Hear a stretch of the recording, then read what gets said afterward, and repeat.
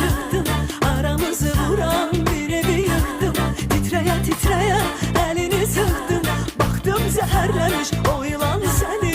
Bakırdın sevdiğim sen melul, çırpınar gülerken sevdalıyım. Bakırdım gülerek ey lekeli dul, benden başka sevmez bir insan seni. Akşam göğada gezişe çıktım, aramızı vuran bir evi yıktım. Titreye titreye elini sıktım, baktım zehirlemiş o yılan